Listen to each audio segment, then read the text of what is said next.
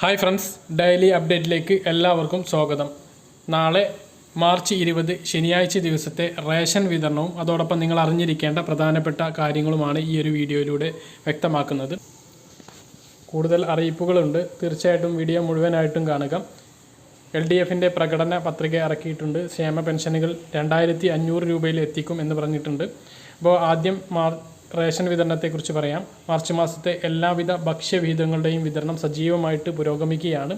എല്ലാ ഭക്ഷ്യ സാധനങ്ങളും മാർച്ച് മാസത്തെ എല്ലാ ഭക്ഷ്യ സാധനങ്ങളും റേഷൻ കടയിൽ ഇപ്പോൾ അവൈലബിൾ ആയിട്ടുണ്ട്. എല്ലാ ആളുകൾക്കും പോയിട്ട് വാങ്ങാവുന്നതാണ്. അതോടൊപ്പം തന്നെ ഫെബ്രുവരി മാസത്തെ ഭക്ഷ്യക്കിറ്റ് വിതരണം തുടരുന്നു.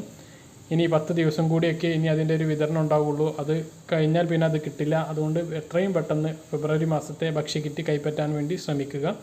മാർച്ച് മാസത്തെ ഭക്ഷ്യക്കിറ്റിൻ്റെ വിതരണം ഔദ്യോഗികമായി തുടങ്ങിയിട്ടുണ്ടെങ്കിലും അത് റേഷൻ കടയിൽ സ്റ്റോക്ക് ഇതുവരെ എത്തിയിട്ടില്ല. നീല വെള്ള റേഷൻ കാർഡുകാർക്കുള്ള സ്പെഷ്യൽ അരിയും ഇതുവരെ റേഷൻ കടയിൽ എത്തിയിട്ടില്ല. ഇനി പ്രധാനമായിട്ട് കേന്ദ്ര സർക്കാരിൻ്റെ പുതിയ ഒരു നടപടിയാണ് നിങ്ങളെ അറിയിക്കുന്നത്.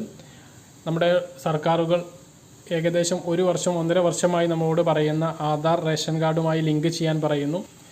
രാജ്യത്ത് ഇതുവരെ ആധാറുമായി റേഷൻ കാർഡ് ലിങ്ക് ചെയ്യാത്ത ആളുകളെ 3 കോടി ആളുകളെയാണ് ഇപ്പോൾ പുറത്താക്കിയിട്ടുള്ളത്. ഏകദേശം കേരളത്തിൽ 5 ലക്ഷത്തോളം ആളുകൾ വരും. അപ്പോൾ കേരളത്തിൽ അത്തരം ആളുകൾക്ക് പേടിക്കേണ്ടതില്ല. കാരണം അത്തരം ആളുകളുടെ റേഷൻ റദ്ദാക്കുകയില്ല എന്ന് സർക്കാർ വ്യക്തമാക്കിയിട്ടുണ്ട്.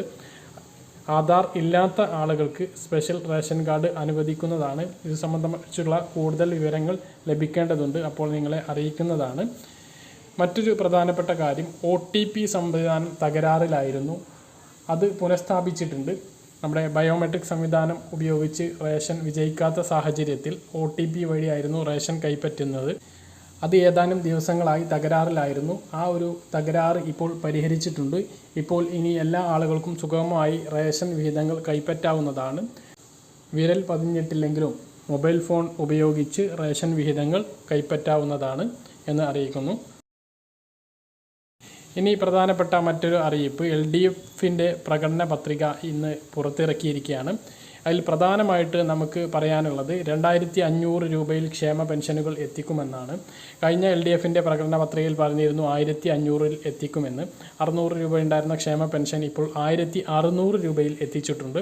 അപ്പോൾ 2500-ൽ എത്തിക്കുമെന്നാണ് പുതിയ പത്രികയിൽ പറയുന്നത്. അതുപോലെ 40 ലക്ഷം യുവാക്കൾക്ക് തൊഴിൽ നൽകും. വീട്ടമ്മമാർക്ക് പെൻഷൻ പ്രഖ്യാപിക്കും. ഇത്തരമുള്ള നിരവധി പദ്ധതികളാണ് പ്രകടന പത്രികയിലുള്ളത്. അപ്പോൾ ഈ ഒരു പ്രധാനപ്പെട്ട വിവരങ്ങൾ മാത്രമാണ് ഇതിൽ ഉൾക്കൊള്ളിച്ചിട്ടുള്ളത്. മറ്റൊരു പ്രധാനപ്പെട്ട അറിയിപ്പ്, നമ്മുടെ അയൽ സംസ്ഥാനമായ കർണാടകത്തിലേക്ക് പ്രവേശിക്കാൻ കോവിഡ് നെഗറ്റീവ് സർട്ടിഫിക്കറ്റ് നാളെ മുതൽ നിർബന്ധമാണ്.